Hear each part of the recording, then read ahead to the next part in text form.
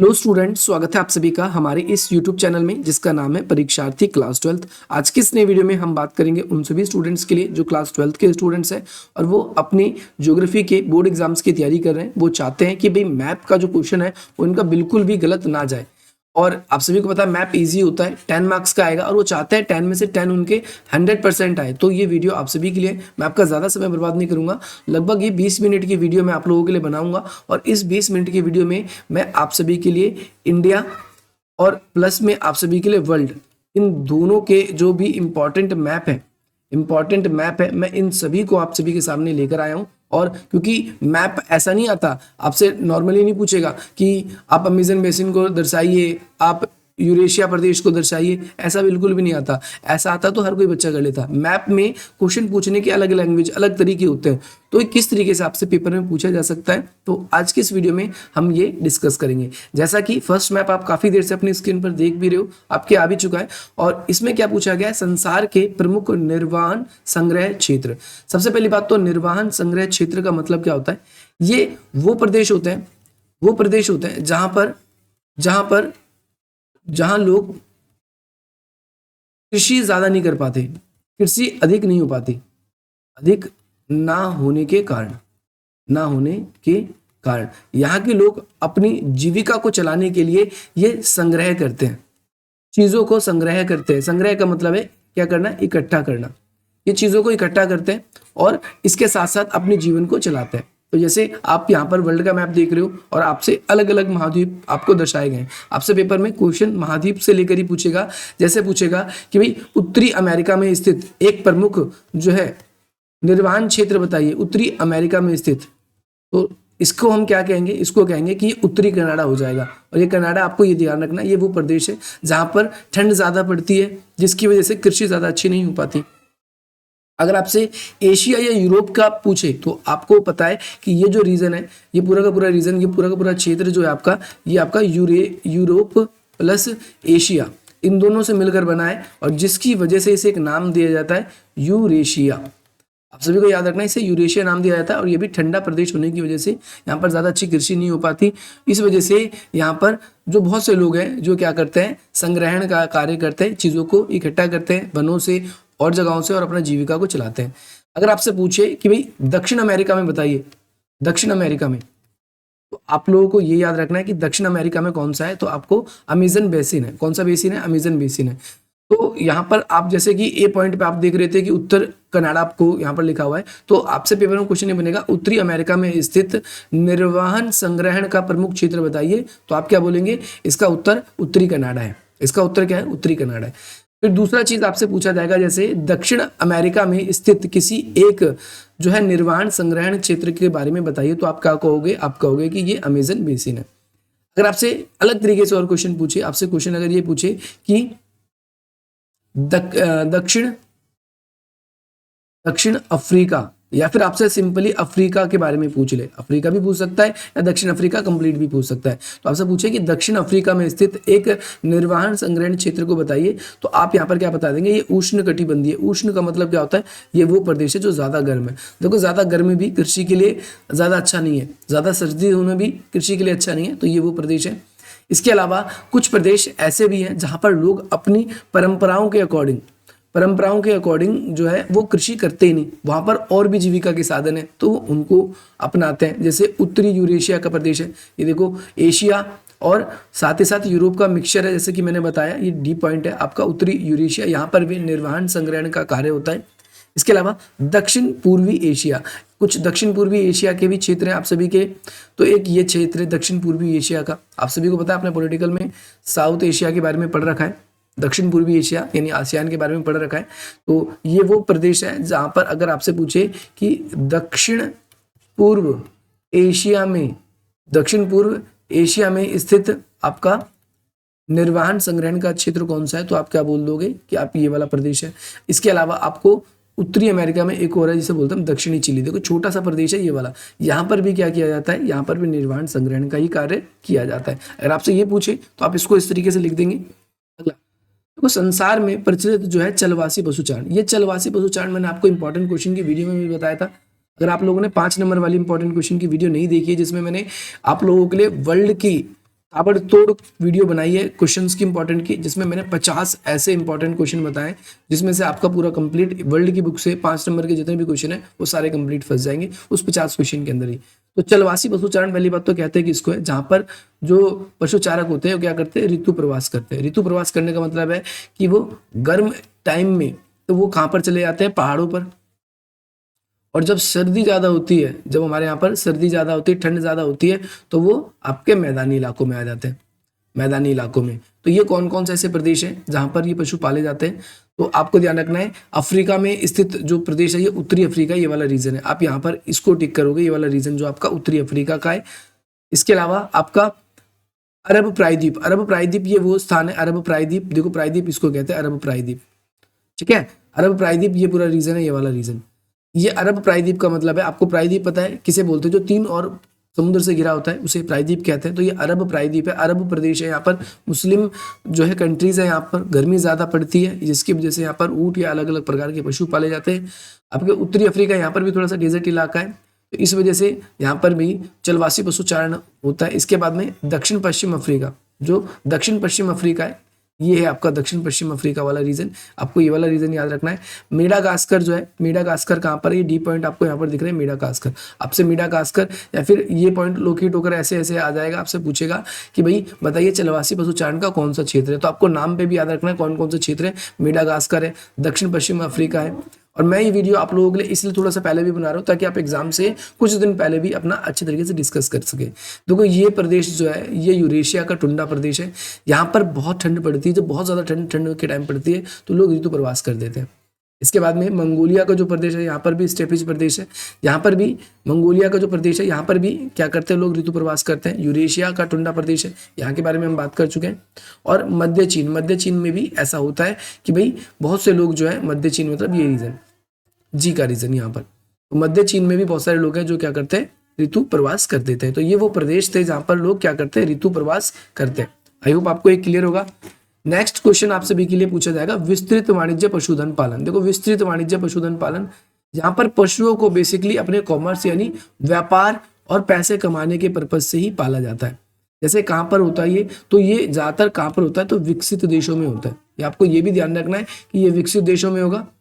और जो लास्ट हमने पढ़ा था ये वाला चलवासी पशुचारण, ये अधिकतर कहाँ पर होता है, ये विकासशील देशों में, विकासशील देशों में या उन देशों में होता है जो परंपरागत तरीके से ही पशुओं को पालते हैं। भारत में भी ऐसा होता है। भारत में पूछे तो आप राजस्थान, साथ ही साथ में हिमाचल और गुजरात के कुछ प्रदेश उसमें लोकेट कर सकते हो। जैसे यहाँ पर अगर हम बात करेंगे भी, तो क्योंकि वर्ल्ड की बात कर रहे हैं, जैसे कहाँ पर की जाती है, सोवियत रूस में, यानी रूस के अंदर किया जाता है, रूस के अंदर किया जाता है। इसके बाद में यहाँ पर आपका ऑस्ट्रेलिया में किया जाता है। कहाँ पर, आपका ऑस्ट्रेलिया में, ऑस्ट्रेलिया में किया जाता है। इसके बाद में देखो क्या है, संयुक्त राज्य अमेरिका। पहले सबसे पहले हम पॉइंट के हिसाब से पहले ए पे क्या है, यहाँ पर क्या है, संयुक्त राज्य अमेरिका। या फिर आपसे पूछेगा कि भाई उत्तरी अमेरिका, उत्तरी अमेरिका में स्थित प्रमुख एक विस्तृत वाणिज्य पशुधन पालन का कौन सा क्षेत्र है, तो आपको ये याद रखना है कि ये उत्तरी अमेरिका में कौन सा है, संयुक्त राज्य अमेरिका। अगर आपसे यही सेम क्वेश्चन पूछे कि भाई दक्षिण अमेरिका में, कहां पर, दक्षिण अमेरिका में, दक्षिण अमेरिका में कौन सा प्रदेश है जहां पर विस्तृत वाणिज्य पशुधन पालन किया जाता है, तो आप क्या बोलोगे कि ये अर्जेंटीना और यूरुग्वे है। ये वो प्रदेश है। ये आपके एमसीक्यू के लिए भी इंपॉर्टेंट है, ध्यान रखना। उसमें भी आपसे ये क्वेश्चन पूछा जाता है कि कौन सा क्षेत्र जहां पर ये नहीं किया जाता, तो आपको ये याद होना चाहिए। इसके बाद में आपसे अगला दक्षिण पश्चिम अफ्रीका। दक्षिण पश्चिम अफ्रीका कौन सा, ये वाला प्रदेश। यहाँ पर भी बेसिकली पशुओं को ही पाला जाता है। और पशुओं को क्यों पाला जाता है, क्योंकि कृषि ज्यादा अच्छी नहीं होती यहाँ पर, और पशुओं को इसलिए पाला जाता है ताकि वहां से, उस पशुओं से वो अधिक से अधिक अनाज अपने लिए खरीद पाते हैं, या फिर और चीजें जो अपनी लाइवलीहुड की दैनिक जीवन है उसके लिए। तो यहाँ पर आपसे अफ्रीका में स्थित पूछे, अगर आपसे पेपर में अफ्रीका में स्थित, आप अफ्रीका में स्थित क्षेत्र को बता देंगे। अगर आपसे एशिया में स्थित पूछे तो आपको केवल कौन सा नाम लेना है, रूस का, ध्यान रखना, सोवियत रूस का। आप ये प्रदेश नाम याद रखेंगे। अगर आपसे ऑस्ट्रेलिया, तो ऑस्ट्रेलिया में ज्यादातर होता ही है, तो ऑस्ट्रेलिया ये है। आपको ये रीजन याद रखना है ऑस्ट्रेलिया के लिए। इसके अलावा न्यूजीलैंड पूछे तो न्यूजीलैंड तो इसके लिए फेमस है ही है, तो न्यूजीलैंड भी आपको याद रखना है। यहाँ पर न्यूजीलैंड आप सभी को देखने को मिल जाएगा। ये हिस्सा न्यूजीलैंड का ही है, सॉरी ये वाला हिस्सा पूरा क्या किसका है, न्यूजीलैंड का हिस्सा। ये आप लोगों को याद रखना है। विस्तृत वाणिज्य अनाज कृषि, अनाज की कृषि विश्व के कहाँ कहाँ पर होती है? ये वो है जहां पर ये घास के मैदान, घास के मैदान, ये आपने 5वीं क्लास अगर अच्छे से पढ़ी है तो आपको ये नाम तभी भी याद होंगे। जैसे आपसे पेपर में नाम इसमें क्या आएगा, प्रेरीज क्षेत्र बताइए जहां पर विस्तृत अनाज होता है, तो प्रेरीज कहाँ पर किया जाता है, यहाँ पर ध्यान रखना। प्रेरीज जो नाम है वो आपका कहाँ यूज होता है, ये उत्तरी अमेरिका में यूज होता है। कहाँ यूज होता है? उत्तरी अमेरिका में। उत्तरी अमेरिका में जो विस्तृत वाणिज्य कृषि की जाती है, तो वो विस्तृत वाणिज्य अनाज की जो कृषि है वो कहाँ पर, उत्तरी अमेरिका में। कहाँ पर की जाती है? कनाडा में भी की जाती है। ये वो क्षेत्र है जहाँ पर की जाती है।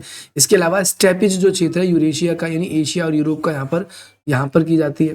पंपास जो है अर्जेंटीना में, अर्जेंटीना कहाँ पर है? तो दक्षिण अफ्रीका, आपको पता है दक्षिण अमेरिका, दक्षिण अमेरिका है यहाँ पर अर्जेंटीना। आपका वेल्स जो है दक्षिण अफ्रीका, ये जो हिस्सा है वो वेल्स का है, दक्षिण अफ्रीका। आपसे महाद्वीप के बारे में क्वेश्चन पूछा जाएगा, आप महाद्वीप के हिसाब से भी इसको याद रखेंगे। डाउन्स जो है वो कहाँ पर कहा जाता है? ये ऑस्ट्रेलिया, यहाँ पर क्या कहा जाता है? ऑस्ट्रेलिया, यहाँ पर डाउन्स है। इसके बाद में आपसे पूछा जाएगा आपका क्या कहते हैं, कैंटरबरी। कैंटरबरी जो है वो आपका ये प्रदेश है न्यूजीलैंड का, न्यूजीलैंड, ये न्यूजीलैंड के इलाके, आपको ये वाला याद रखना है। तो ये सारे के सारे इंपॉर्टेंट है आपके लिए। अब मिश्रित कृषि, मिश्रित कृषि किसको कहते हैं? जहाँ पर आपके पशु प्लस कृषि दोनों की जाती है, पशुपालन भी और कृषि भी। तो ये कौन कौन से है? तो ये यूरेशिया का प्रदेश है, ये एशिया में स्थित है, ठीक है।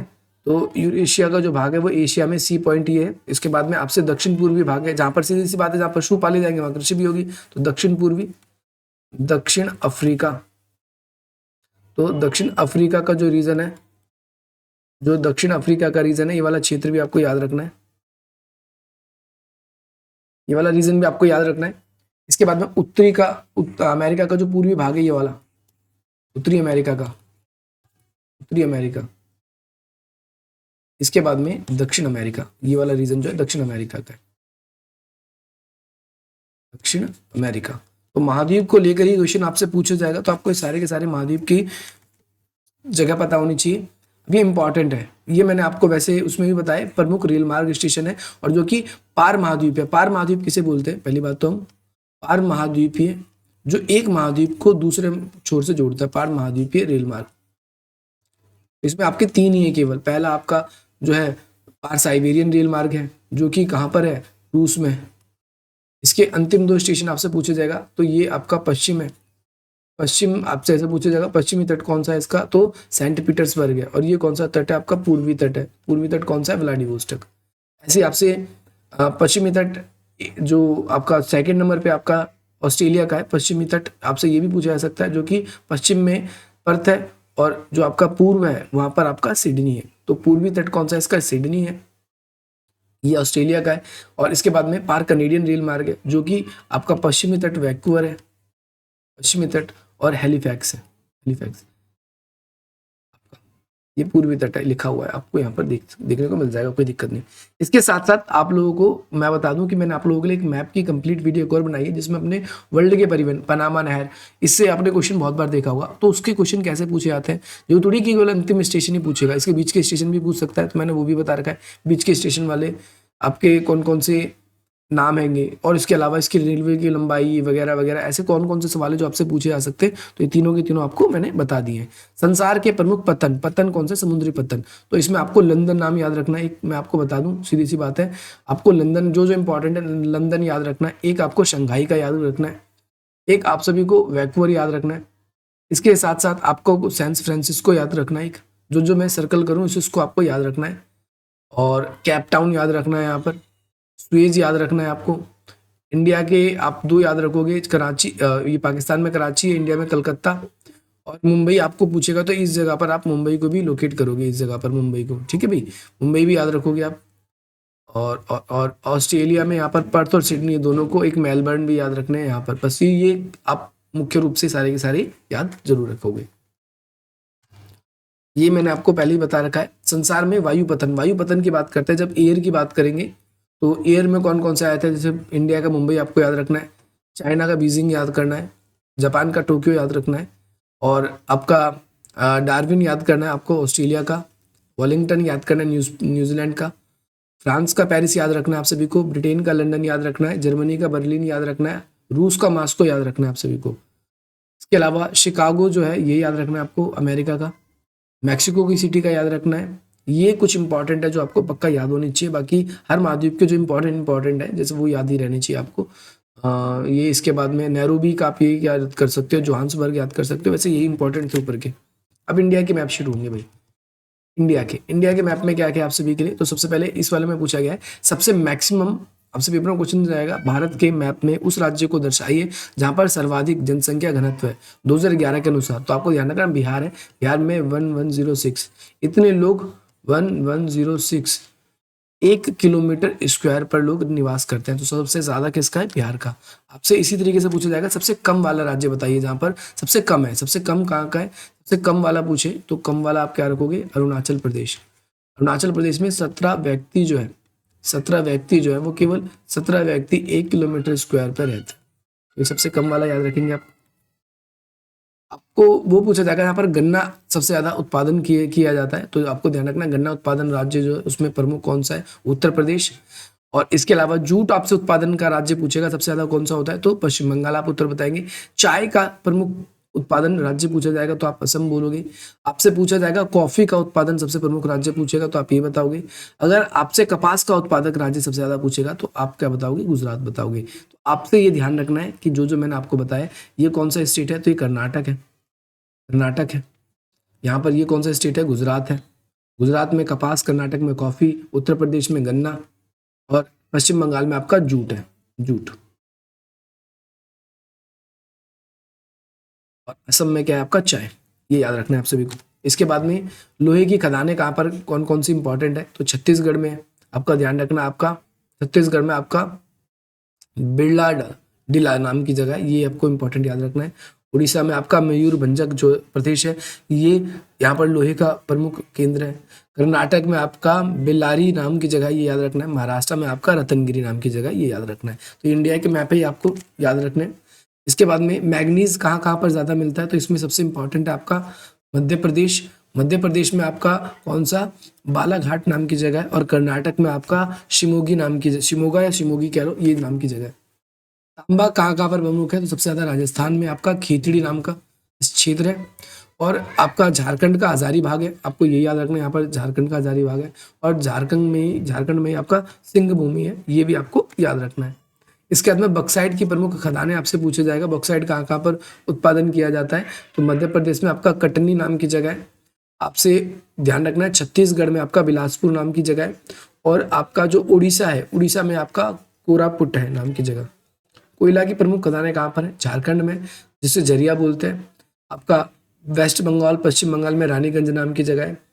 झारखंड में ही आप सभी का बोकारो नाम की जगह है, जरिया बोकारो। और आपका जो तमिलनाडु है उसमें नेवली, ये इंपॉर्टेंट है, नेवली पूछा गया है पेपर में और बच्चों को याद नहीं रहता। अगला तेल शोधक कारखाने यहाँ पर कहाँ पर है, उत्तर प्रदेश में मथुरा है। गुजरात में आप सभी का जोमनगर है। और बिहार में आपका बरौनी है। असम भी कई बार आ जाता है, असम में डिगबोई नाम की जगह है, डिगबोई। मुंबई हाई भी कई बार पूछ लेता है, तो यहाँ पर आप मुंबई हाई को लोकेट करोगे, मुंबई हाई। ये प्रदेश आपको याद रखना है। इसके अलावा समुद्री पत्तन की बात करेंगे तो बहुत इंपॉर्टेंट है, ये आपको करके जाना है, यहाँ से क्वेश्चन 100% आएगा। समुद्री पत्तन तो कौन कौन से पत्तन है समुद्री पत्तन, तो गुजरात में आपका कांडला पत्तन है। महाराष्ट्र में आपका मुंबई पत्तन है, महाराष्ट्र पत्तन जिसको बोलते हैं यहाँ पर मुंबई। इसके बाद में आप सभी का मर्मगांव गोवा में है। इसके अलावा इसके ठीक नीचे कर्नाटका में अगर आप देखोगे न्यू मंगलोर नाम की जगह है, कर्नाटक में न्यू मंगलोर, जो कि ये लोकेट होगा। इसके अलावा आपका जो है कोच्चि पत्तन है आपका, जो कि केरल में है। तमिलनाडु में आपका तूतीकोरिन नाम की जगह है, ये इंपॉर्टेंट है, याद रखना है यहाँ पर तूतीकोरिन ये है, ठीक है। इसके अलावा चेन्नई पत्तन, ये भी तमिलनाडु का, ये भी इंपॉर्टेंट है, ये भी आपको याद रखना है। इसके अलावा विशाखापट्टनम जो है ये आपको आंध्र प्रदेश का है, ये भी याद रखना है आप सभी को। जो उड़ीसा में आपका पारादीप नाम की जगह, पारादीप नाम की, ये याद रखना है आप सभी को। जो आपका वेस्ट बंगाल है उसमें दो, एक तो हल्दिया पत्तन है, आप सभी को ध्यान रखना है, ये इंपॉर्टेंट है। और कलकत्ता पत्तन, ये याद रखना है। प्रमुख समुद्री पत्तन देखो यहाँ पर अच्छी तरीके से बता रखा है, यहाँ पर थोड़ा सा ब्लर था तो यहाँ पर अच्छे से बता रखा है। वायु पतन की बात करते हैं तो सबसे इंपॉर्टेंट दिल्ली में याद रखना आप सभी को, इंदिरा गांधी एयरपोर्ट है। पंजाब में आपका अमृतसर है, यहाँ पर याद रखना है। गुजरात में आप सभी का कौन सा अहमदाबाद है, मुंबई है, मुंबई में आपको याद रखना है। एक इसके बाद में कर्नाटक बेंगलोर में याद रखना है। इसके बाद में तिरुवनंतपुरम जो आपका केरल का इंपॉर्टेंट है, चेन्नई का तमिलनाडु का ये याद रखना है आपका। इसके अलावा हैदराबाद याद रखना है आप सभी को, एक कोलकाता याद रखोगे आप, और असम में गुवाहाटी में यहाँ पर आपका एक ये याद रखोगे। तो इसी प्रकार से ये सारे के सारे मैप है। मैप में कई बार आपसे ऐसा भी क्वेश्चन आता है जिसमें आपसे ये पूछा जाता है कि बताइए शिवाजी महाराज का जो वायुपतन है वो कहाँ पर रहेगा। आपसे इंदिरा गांधी इंटरनेशनल एयरपोर्ट पूछता है वो कहाँ पर है। तो इस तरीके के जो नाम वाले होंगे उसके लिए मैं एक अलग वीडियो बना दूंगा, लेकिन अभी आप लोगों के लिए जैसा कि मैंने कहा था 20 मिनट के अंदर मैं आप लोगों को पूरा कंप्लीट कराऊंगा। आई होप आपको ये वीडियो पसंद आएगी और इस वीडियो को आप अधिक से अधिक मुझे तक शेयर भी करोगे। बाकी मिलते हैं हम आप सभी से अपनी अगली वीडियो में।